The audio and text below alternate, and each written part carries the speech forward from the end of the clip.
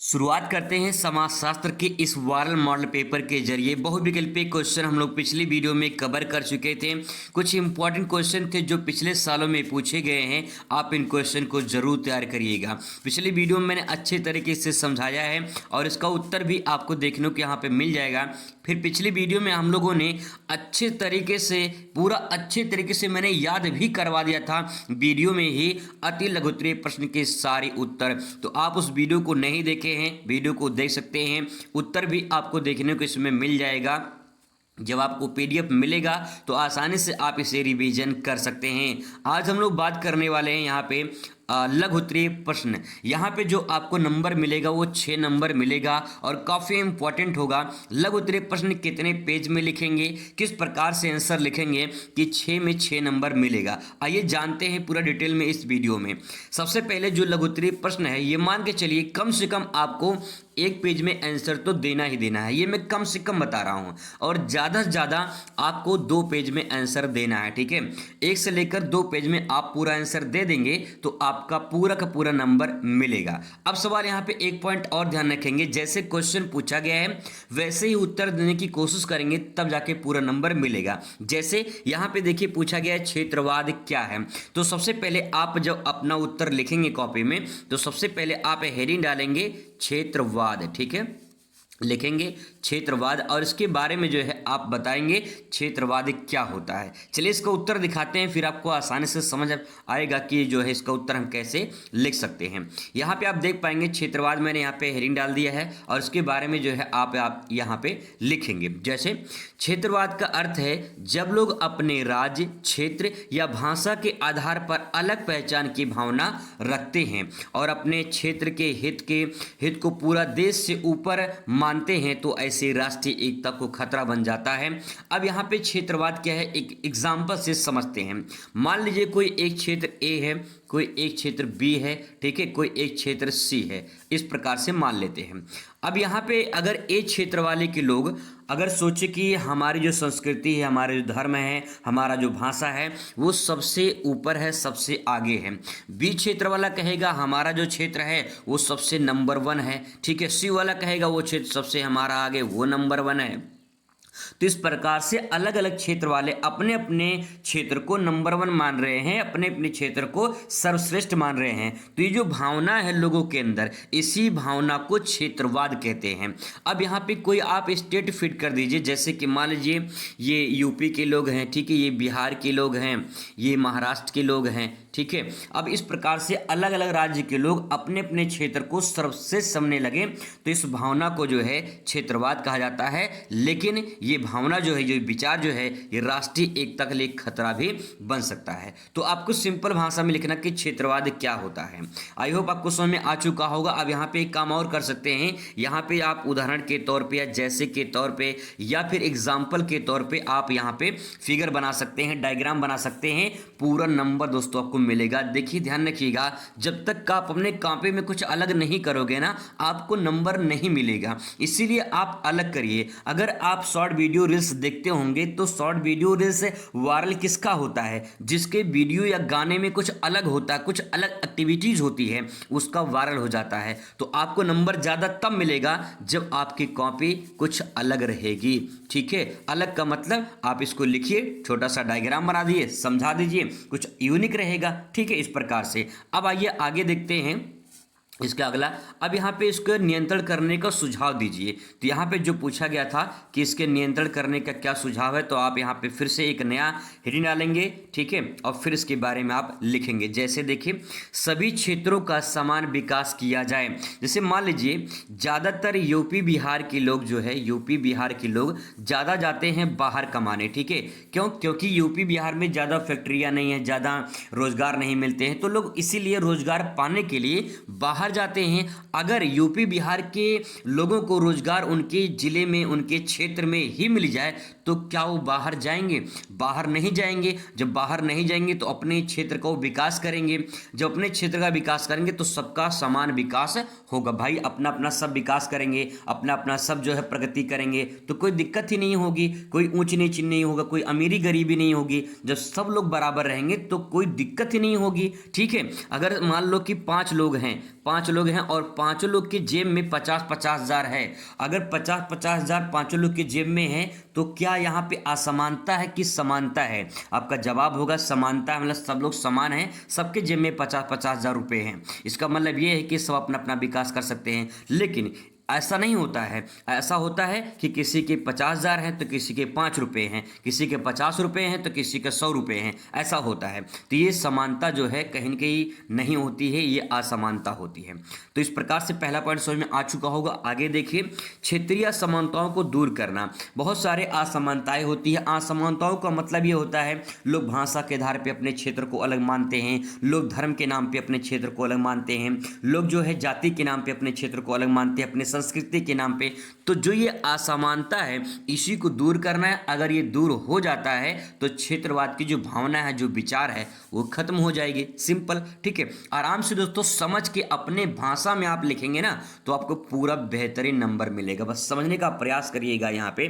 Next है, शिक्षा के क्षेत्र में, शिक्षा में या फिर शिक्षा के क्षेत्र के माध्यम से राष्ट्रीय एकता की भावना बढ़ाई जानी चाहिए। शिक्षा एक ऐसा माध्यम है जिसके द्वारा जो है लोगों को जागरूक किया जा सकता है, बताया जा सकता है, समझाया जा सकता है कि भैया क्षेत्रवाद जो है ऐसा कुछ नहीं है। सब लोग, जितने भी लोग हैं, सब लोग क्या हैं, बराबर आपस में हैं, कोई अलग भावना नहीं है, जिससे राष्ट्रीय एकता क्या होगी, बढ़ेगी अगर शिक्षा का उपयोग किया जाए। लेकिन शिक्षा का उपयोग बहुत कम किया जाता है, ठीक है। इस प्रकार से उसको लिख सकते हैं। आगे है, क्षेत्रीय जो भाषा होती है, उनकी जो संस्कृति होती है, उनका सम्मान करना चाहिए।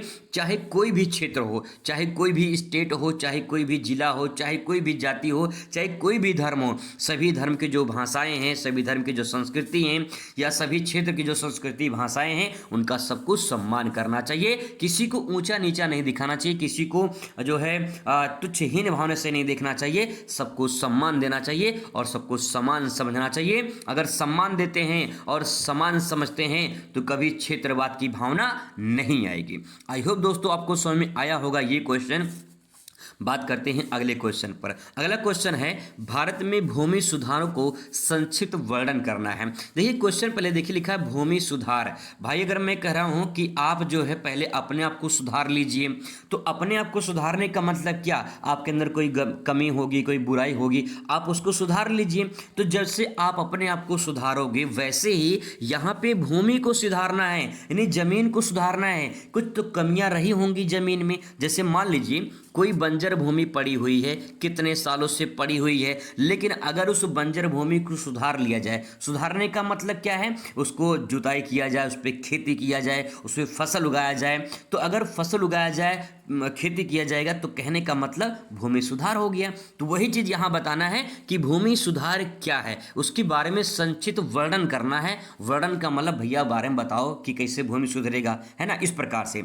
अब आगे आइए इसका आंसर लिखते हैं। तो देखिए, स्वतंत्रता के बाद यानी आज़ादी के बाद भारत में भूमि सुधार किसानों की दशा सुधारने के लिए किए गए। यानी भूमि तब जो सुधरा जब किसानों की दशा, मतलब किसानों की दशा खराब थी, और जब भूमि सुधर गया तो किसान भी जो है उनकी स्थिति बेहतर हो गई, ठीक है। इसके प्रमुख सुधार थे, यानी प्रमुख जो है एक तरह से कह सकते हैं कि कुछ नियम बनाए गए जिसके आधार पर भूमि सुधार किया गया। आइए बताते हैं कौन कौन से नियम हैं या किसके आधार पर जो है सुधार किया गया। सबसे पहले जमींदारी प्रथा का उन्मूलन। उन्मूलन का मतलब होता है समाप्त करना, ऐसे भी समझ सकते हैं। और जमींदारी प्रथा क्या है, तो मैं सिंपल भाषा में आपको बताऊं, जब ब्रिटिश का गुलाम था भारत, तो उस टाइम पे अंग्रेजों ने क्या किया था, अंग्रेजों ने एक जमींदार व्यक्ति जो है, एक व्यक्ति को नियुक्त किया था गांव में, ठीक है। गांव में एक व्यक्ति को नियुक्त कर दिया कि देखो भैया तुम्हारा काम है, मान लो ये व्यक्ति है, इस व्यक्ति को कहा गया कि भैया तुम्हारा काम है गांव में से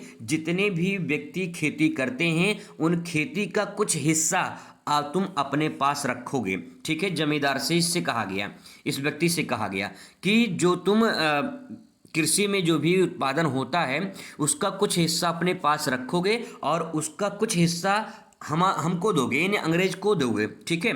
तो यहाँ पे जो व्यक्ति था ये कुछ हिस्सा अपने पास रखता था, ठीक है। जो हिस्सा आता था और वही हिस्सा वो किसको देता था, अंग्रेजों को देता था, जिससे अंग्रेज अपना टैक्स वगैरह जो है वो कर जो लेते थे वो अपना लेते थे। तो इस प्रकार से जमींदार का भी फायदा होता था, अंग्रेज का भी फायदा होता था, घाटा किसका, गांव वाले किसानों का होता था। तो जो व्यक्ति कर वसूलता था गांव में, यानी जो लगान लेता था, उसी को जमींदार कहा गया है, गांव का जमींदार, है ना। ये जमींदारी प्रथा थी। तो जमींदारी जो प्रथा थी ये यहाँ पे बिचौलियों को हटाया गया। बिचौलियों को मतलब क्या होता है कि जैसे मान लो कि यहाँ पे दो व्यक्ति हैं, ठीक है, दो व्यक्ति हैं, ये मान लीजिए दो व्यक्ति हैं। अब एक व्यक्ति क्या है, रिश्ते की तलाश कर रहा है, शादी करने की तलाश कर रहा है। तो किसी का तब तलाश करेगा तो क्या करेगा, ये किसी का सहारा लेगा। मान लो तीसरा व्यक्ति इसमें शामिल हो गया, ये तीसरा व्यक्ति है इसमें शामिल हो गया है। अब तीसरा व्यक्ति कह रहा है कि मेरे पास जो है एक लड़का है, उससे शादी आपकी हो जाएगी, मैं उसको बता दे रहा हूँ। तो ये आदमी क्या करेगा, ये आदमी जो है इस लड़की को मान लो बता दिया कि भाई तुम्हारा शादी मैंने लगवा दिया है, ठीक है। अब मान लो अगर इस लड़की कोई कमियां होगी, कोई बुराई होगी, ये तीसरा जो व्यक्ति था इसको नहीं बताया कि जो है ये दहेज ज़्यादा मांग रहा है, या नशीड़ा व्यक्ति है, शराब पीता है, या कुछ भी करता है, नशा करता है। तो जब ये नहीं बताया तीसरा व्यक्ति, जब शादी हो गई, बाद में पता चला कि भैया दिक्कत हो गई है, शादी गलत जगह हो गई है। तो इस तरह से जो तीसरा व्यक्ति है, ये बिचौलिया है, इसको अगर हटा दिया जाए, ये डायरेक्ट जाके बात कर लिया होता कि भैया क्या क्या दहेज वहेज मांग है, या फिर कैसे क्या है, एक बार बात कर लिया होता तो बात करने से पता चल जाता कि भैया ये जो है शराबी है, नशीड़ा व्यक्ति है, या फिर जो है ये परेशान रहता है, या कुछ भी जो कमियां हैं उसके अंदर पता चल गई होती तो शायद शादी ना हुई होती। तो वही बात यहाँ पे है कि जो बिचौलिए होते हैं, यानी बीच में कुछ ऐसे लोग होते हैं जो किसी चीज़ को भटकाते हैं, किसी चीज़ को खराब कर देते हैं। तो ऐसे बिचौलियों को हटाया गया और जमींदारी प्रथा में धीरे धीरे जमीन को सुधारा गया और किसान की भी स्थिति सुधर गई, ठीक है। ऐसे ही आप इस सोच सोच के आराम से लिख सकते हैं, कोई बड़ी बात नहीं है। आगे है भूमि सीलिंग कानून। भूमि सीलिंग कानून क्या है, अधिकतम भूमि सीमा तय की गई, मतलब कि कितना देना है, जैसे एक लगान देना है, कर देना है तो कितना देना है वो यहाँ पे तय किया गया, ठीक है। इस प्रकार से जैसे कि मान लो अगर 100 रुपया देना है तो भैया 100 रुपया देना है, या नहीं कि 200 जमींदार मांगे, ऐसा नहीं, जितना है उतना निर्धारित कर दिया गया। आगे है भूमि का पुनर्वितरण किया गया। भूमि का पुनर्वितरण का मतलब ये है कि यहाँ पे गरीब भूमिहीन थे, ठीक है, गरीब भूमिहीन थे और गरीबों के पास जमीन नहीं थे, तो उनको क्या किया, उनको भूमि दी गई, किसानों को भूमि दिया गया, जिससे सब लोग समान हो गए। जो सब लोग समान होंगे तो सबका विकास होगा, ठीक है। इस प्रकार से इसके बारे में आप यहाँ पे लिख सकते हैं। नेक्स्ट है किराएदारी सुधार। किराएदारी सुधार का मतलब क्या है, यहाँ पे बटाईदारी सुरक्षा और अधिकार मिले। मतलब ये है कि जो व्यक्ति थे, जैसे कि सबको आसानी से जमीन बांटा गया और अपना जो है जो भी जमीन बटा, सब आसानी से अपना अपना काम करने लगे उस पर, और जो भी जो किराए पर काम करते थे वो अपना जो है अब अपने खेती पर काम करने लगे थे, ठीक है। आगे है भूमि अभिलेख सुधार। भूमि अभिलेख सुधार का मतलब क्या है कि भूमि का रिकॉर्ड व्यवस्थित किए गए, यानी जैसे आप जमीन, आपके पास जमीन है तो जमीन का कागज आपके पास है, जमीन का रिकॉर्ड आपके पास है, ताकि जमीन कोई आपसे छीन ना सके। उस पर रिकॉर्ड कर दिया कि भैया ये तुम्हारा जमीन है, ये तुम्हारा जमीन है। तो जमीन का रिकॉर्ड जो है जमीन के मालिक को दे दिया गया, ये आपका जमीन है, अब आपको कोई जमीन छीन नहीं सकता है। तो इस प्रकार से कई सुधार किए गए और इसके आधार पर जमींदारी प्रथा जो है, या फिर जो जमीन सुधार है या भूमि सुधार है, उसमें काफ़ी ज़्यादा हद तक मदद मिली, ठीक है। इस प्रकार से लिख सकते हैं। आगे क्वेश्चन नेक्स्ट है, काफ़ी इंपॉर्टेंट क्वेश्चन है, सामाजिक आंदोलन को परिभाषित कीजिए तथा इसे इसकी प्रकार बताइए। सामाजिक आंदोलन क्या होता है? देखिए आंदोलन लिखा है यहाँ पे, सामाजिक लिखा है, दो शब्द लिखे गए हैं, तो यहाँ पे दो शब्द का पहले मतलब समझना है, ठीक है। आंदोलन क्यों किए जाते हैं? आंदोलन इसलिए किए जाते हैं जब जनता को अपने कोई भी मांग पूरा करना होता है, सरकार से या फिर जो है समाज से अपनी कोई भी मांग पूरा करनी होती, तो उसके लिए आंदोलन किया जाता है। गांधी जी ने भी कई सारे आंदोलन किए थे, आपने नाम सुना होगा, भारत छोड़ो आंदोलन, नमक सत्याग्रह आंदोलन, चंपारण सत्याग्रह आंदोलन, असहयोग आंदोलन। तो ये सब गांधी जी के द्वारा शुरू किया गया आंदोलन था जो अपने समाज के हित के लिए मांगी गई थी, ठीक है। और यहाँ पे समाज लिखा है तो समाज के हित के लिए ही मांगा जाएगा।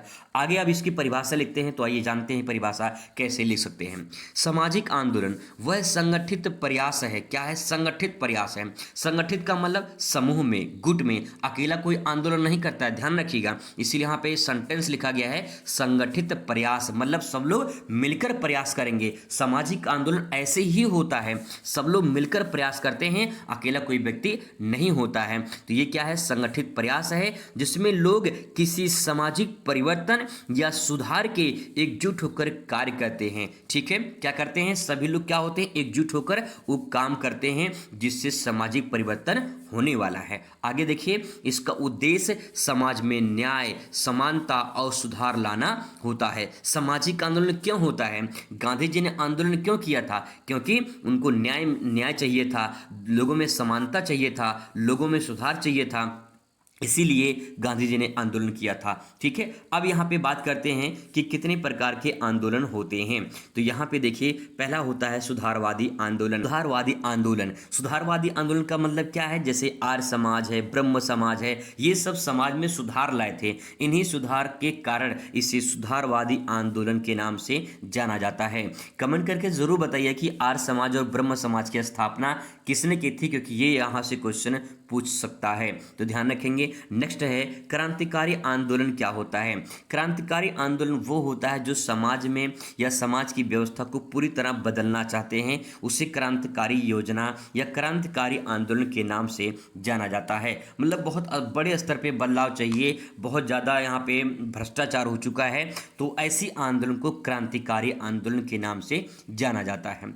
आपने नाम सुना होगा पर्यावरण आंदोलन के बारे में, अगर नहीं सुना है तो यहाँ पे चिपको आंदोलन के बारे में तो जानते होंगे आप, अगर नहीं जानते होंगे तो समझ लेते हैं। इसमें पर्यावरण आंदोलन मतलब ये होता है कि हमारा जो इन्वायरमेंट है वो दूषित हो रहा है और वो दूषित ना हो उसके लिए आंदोलन चलाए जाते हैं।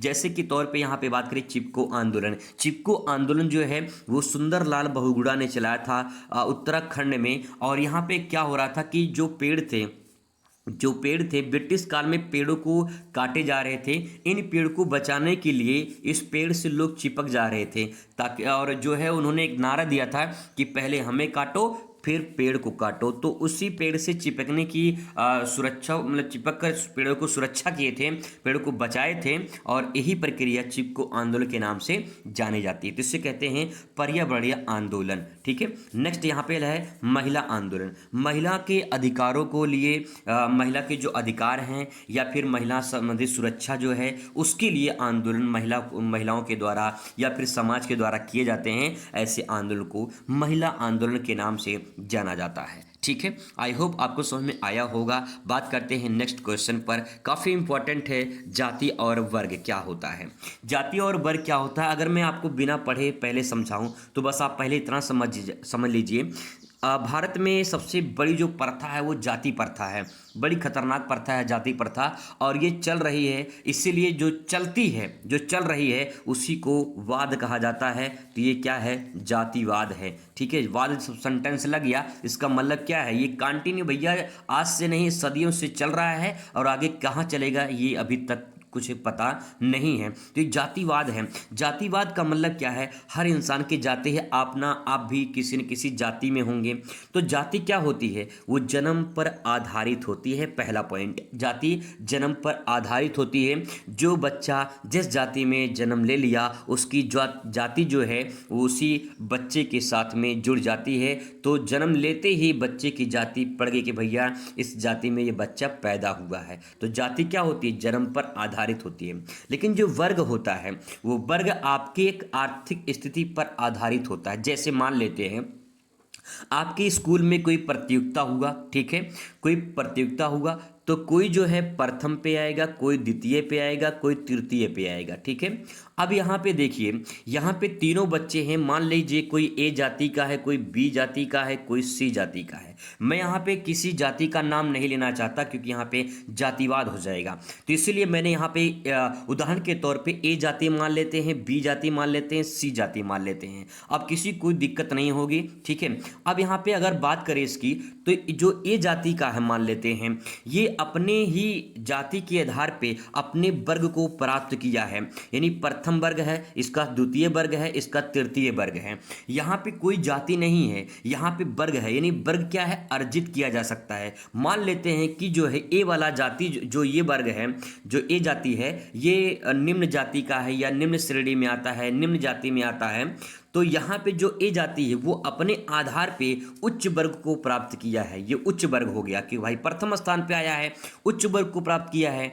अब यहाँ पे सवाल यही है दोस्तों कि जो भी जैसा काम करता है उस काम के आधार पे उसको वर्ग मिलता है। यानी अगर आप सरकारी नौकरी पा गए और आप मान लीजिए नीचे वाले वर्ग में आते हैं, ठीक है, नीचे वर्ग में आते हैं, या फिर जो है कुछ ऐसे वर्ग में आते हैं जो लोग कुछ नाम भी उल्टा सीधा लेते हैं, तो आप ऐसी जाति में आते हैं। लेकिन मान लीजिए अगर आप आगे चलकर डीएम बन गए तो आपका जो वर्ग है वो अर्जित है और वर्ग जो है वो आपने प्राप्त किया है। तो वर्ग जो है वो प्राप्त किया जा सकता है, जाति जन्म पर आधारित होती है। मैं आपको ये बताना चाह रहा था, ठीक है। तो जाति क्या है, इसे आप प्राप्त कर सकते हैं, जाति जन्म पर आधारित होती है, ठीक है। क्लियर है यहाँ तक? आगे देखिए, जन्म से जो जाति होती है वो जन्म से मिलती है और जो वर्ग होता है वो आपकी योग्यता और आय से मिलती है, ठीक है। आपकी योग्यता जैसी रहेगी, आपका जो आय रहेगा उसी से आपका वर्ग हो जाएगा कि आप उच्च वर्ग में हैं या मध्यम वर्ग में हैं या निम्न वर्ग में हैं। आगे देखिए, जाति जो होती है वो अपने ही जाति में लोग विवाह करते हैं।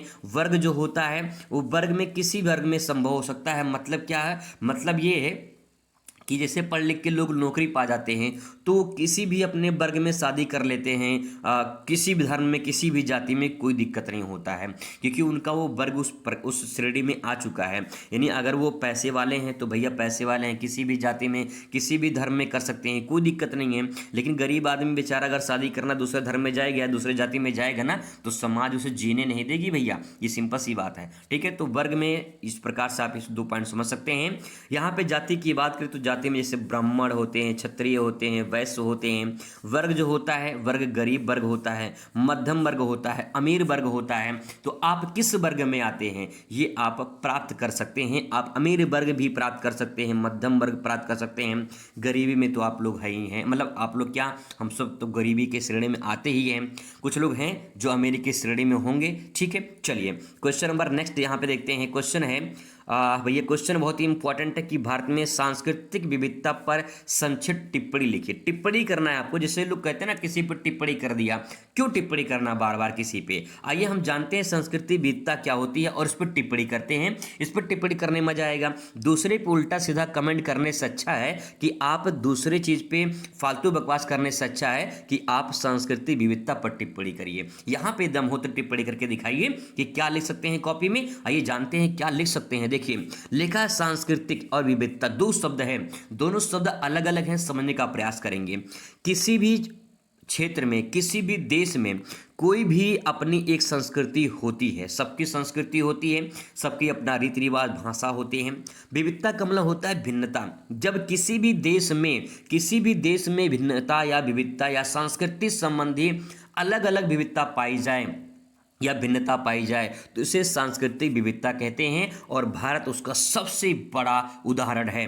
आइए जानते हैं कैसे। भारत एक विविधता वाला देश है। क्या है? विविधता वाला देश है। विविधता का मतलब यहाँ पे भिन्नताएं हैं, बहुत सारी भिन्नताएं हैं। थोड़ी थोड़ी दूर पे जाएंगे भाषा चेंज हो जाती है, थोड़ी थोड़ी दूर पे जाएंगे जो है वहाँ पे आपको अलग अलग रीति रिवाज मिलेंगे, अलग अलग लोग मिलेंगे, ऐसे टाइप के मिलते हैं। अलग राज्य में चले जाएंगे वहाँ पे कुछ और मिलेगा, अलग राज्य में चले जाएंगे कुछ और मिलेगा, ठीक है। तो भारत विविधताओं का देश है। यहाँ अनेक भाषाएं, धर्म, रीति रिवाज, खान पान और परिधान मतलब पहनावा, कपड़ों का पहनावा, ठीक है, परिधान बोलते हैं उसे, ये सब आपको देखने को मिलते हैं। उत्तर में पंजाबी कश्मीरी संस्कृति है, दक्षिण में द्रविड़ संस्कृति है, पश्चिम में मराठी और गुजराती परंपराएं हैं। जो ये परंपराएं हैं, ये संस्कृति विविधताएं हैं, ये भारत जैसे देश में ही मिलती हैं। तो यहाँ पे क्या है? विविधताएं हैं, भिन्नताएं हैं। यहाँ पे हिंदू, मुस्लिम, सिख, ईसाई, बौद्ध, जैन धर्म के लोग मिलजुल कर रहते हैं, सब प्रेम से रहते हैं और यहाँ विविधता ही भारत की सबसे बड़ी पहचान है, सबसे बड़ी पहचान है। अनेकता में एकता यहाँ पे है और ये सबसे बड़ा उदाहरण भारत दर्शाता है, क्योंकि यहाँ पे कई धर्म के लोग रहते हैं, कई जाति के लोग रहते हैं। इतनी विविधताओं होने के बावजूद भी यहाँ पे अनेकता में एकता पाई जाती है, ठीक है। आसानी से ले सकते हैं दोस्तों। यहाँ पे नेक्स्ट बात करते हैं, उदारीकरण के परिणामों का उल्लेख कीजिए। क्या होता है उदारीकरण? आइए समझते हैं डिटेल में कि उदारीकरण क्या होता है। उदारीकरण 1991 में भारतीय अर्थव्यवस्था में लगाया गया था, ताकि जो है विदेशी निवेश और निजी क्षेत्र को बढ़ावा मिल सके। अब आपको भी यहाँ पे बताया नहीं गया कि उदारीकरण क्या होता है, तो पहले मैं आपको समझा दे रहा हूँ उदारीकरण क्या होता है। देखिए, उदारीकरण का मतलब ये होता है, जैसे मान लीजिए ये एक बॉर्डर मान लेते हैं, ठीक है, और इधर एक देश है जिसका नाम है चीन। यहाँ पे मान लेते ये देश है, ये थोड़ा इसको सही कर लेते हैं पहले, 1 मिनट, नहीं तो कोई लोग उल्टा पढ़ लेंगे तो दिक्कत हो जाएगी इसको। ये चीन हो गया और यहाँ मान लेते हैं अपना भारत हो गया, ठीक है। अब यहाँ पे देखते हैं थोड़ा सा, अब ये जो बॉर्डर है भारत और चीन का बॉर्डर, अब यहाँ से मान लीजिए चीन से कोई सामान जाएगा, बॉर्डर क्रॉस करेगा, तो जो बॉर्डर क्रॉस करेगा इस सीमा पर अगर कर ज़्यादा होगा, अगर सीमा पे कर ज़्यादा होगा, जिसे सीमा कर कहा जाता है, अगर यहाँ पे कर ज़्यादा लगेगा तो सामान भारत में ज़्यादा बिकेगा, पहला पॉइंट। अगर सामान का जो टैक्स है यानी जो सीमा कर है अगर वो कम लगेगा, ठीक है, अगर वो कम लगेगा तो सामान भारत में सस्ता बिकेगा, दूसरा पॉइंट।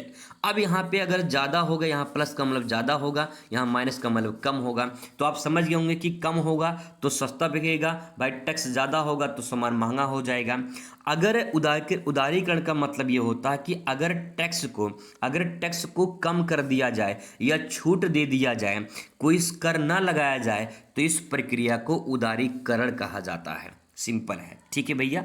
अब देखिए, आपसे क्वेश्चन भविष्य में पूछ सकता है कि उदारीकरण की शुरुआत कब हुई थी भारत में, तो 1991 में। इसको याद करना बहुत आसान है। मान लीजिए कोई सामान है 99 में मिल रहा है, तो इसके आगे एक इसके पिछवाड़े एक लगा दीजिए, ठीक है, इसके आगे एक और इसके पिछवाड़े में एक लगा दीजिए, तो आपका 1991 हो जाएगा। मान लीजिए कोई भी सामान 99 में मिल रहा है, ठीक है, तो आगे एक पिछवाड़े में एक लगा दीजिए, काम ओके है, ठीक है भैया। चलिए अब बात करते हैं यहाँ पे, नेक्स्ट है इसके परिणाम क्या है, मुख्य परिणाम क्या है, आइए जानते हैं परिणाम एक एक करके। यहाँ पे सबसे पहले यहाँ पे देखिए पॉइंट वाइज इसको लिखेंगे तो आसानी होगी याद करने में और लिखने में भी आपको फायदा रहेगा। विदेशी कंपनियों का आगमन हुआ है भाई, सीमा शुल्क अगर कम कर देंगे, सीमा शुल्क अगर कम हो जाएगा तो हर विदेश की कंपनी सोचेगा कि भाई वहाँ पे सीमा शुल्क है, कम है, तो हम चलते हैं वहाँ पर अपना कंपनी वगैरह जो है स्थापित करते हैं। तो बहुत सारी चाइनीज कंपनियां भारत में स्थापित हुई हैं, जैसे कि एमआई के जो जितने सारे फ़ोन हैं, लगभग आपके मोबाइल फ़ोन जो होगा आपके हाथ में वो भी हो सकता है कि चाइनीज कंपनी का हो। तो विदेशी कंपनियों का आगमन ज़्यादा होता है अगर टैक्स कम हो जाएगा तो, पहला पॉइंट। दूसरा, रोजगार के नए अवसर मिलेंगे। भाई कोई कंपनी अगर बाहर से आती है, कोई कंपनी स्थापित हो गई है, तो वहाँ पे लोगों को क्या मिलेगा, रोजगार मिलेगा, ठीक है, सिंपल है। नेक्स्ट है तकनीकी और उद्योग का विकास होगा। अगर वहाँ पे कोई भी कंपनी आती है, कोई भी कंपनी अगर आएगी, उद्योग लगाएगी, तो वहाँ पे टेक्नोलॉजी उद्योगी का विकास होगा कि नहीं होगा, बिल्कुल विकास होगा, ठीक है। नेक्स्ट है प्रतियोगिता बढ़ेगी जिससे उपभोक्ताओं को बेहतर वस्तुएं मिलेंगी। अगर मान लो कहीं भी बाजार में कोई एक ही दुकान हो तो जो दुकान एक है वो बड़ा महंगा सामान बेचता है, लेकिन अगर 1 से 10 हो जाए दुकान तो फिर उसकी औकात जो है वो सामने आ जाएंगी, सब लोग बराबर सामान बेचना शुरू कर देंगे। जब कोई अकेला एक जो है कोई रहता है ना, तो थोड़ा सा ज़्यादा जो है बढ़ा चढ़ा कर अपना दाम वगैरह लेता है। तो इस प्रकार से जो है जब लोग आ जाएंगे, कई लोग आ जाएंगे, तो उपभोक्ताओं को बेहतर सुविधा मिलेगी और प्रतियोगिताएं बढ़ जाएंगी, ठीक है। आगे बात करते हैं, नेक्स्ट पॉइंट है यहाँ पे, लेकिन ग्रामीण और गरीब वर्ग इसमें पिछड़ जाएंगे, क्योंकि जो है जो गरीब हैं, जिनके छोटे रोजगार हैं, जो बेचारे अपने काम करके जीवन यापन करते हैं, वो उनका काम कम हो जाएगा। जैसे बहुत सारे जो लोग दिया बनाते थे, दिया नहीं, दीपावली में जो दिया जलाते हैं, वो दिया बनाते थे, कुम्हार लोग जो बनाते थे, वो चाइनीज झालर आने की वजह से सब कुछ खत्म हो गया, सब कुछ बर्बाद हो गया, ठीक है। तो उनका जो बिजनेस था, छोटा मोटा जो भी था, वो बर्बाद हो गया है।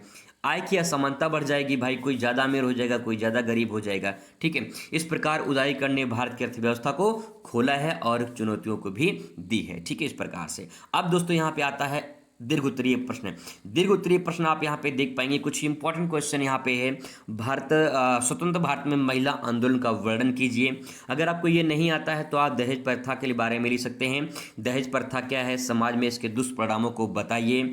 या फिर क्वेश्चन पूछ सकता है यहाँ पे, नेक्स्ट पूछेगा भूमंडलीकरण से आप क्या समझते हैं, इसके सामाजिक परिणामों की विवेचना कीजिए। फिर यहाँ पे हरित क्रांति के परिणाम, हरित क्रांति की ग्रामीण समाज पे क्या जो है प्रभाव पड़े थे, उसके बारे में पूछ सकता है। तो आपको अगर ये नहीं नहीं आता है तो अथवा करके इसमें से ये वाला भी कर सकते हैं, तो इसमें से आपको एक करना होगा, ठीक है। इसके बाद नेक्स्ट यहाँ पे क्वेश्चन रहेगा जैसे कि सामाजिक सर्वेक्षण से आप क्या समझते हैं, इसके प्रमुख उद्देश्य बताइए, नातेदारी क्या होती है, इसके प्रमुख उद्देश्य बताइए। इस प्रकार से क्वेश्चन पूछ लेगा। तो ये जो है इंपॉर्टेंट क्वेश्चन, आप इनको ध्यान रखिएगा। अगर आप कहेंगे तो लॉन्ग क्वेश्चन भी मैं आपको अच्छे से तैयार करवा दूंगा।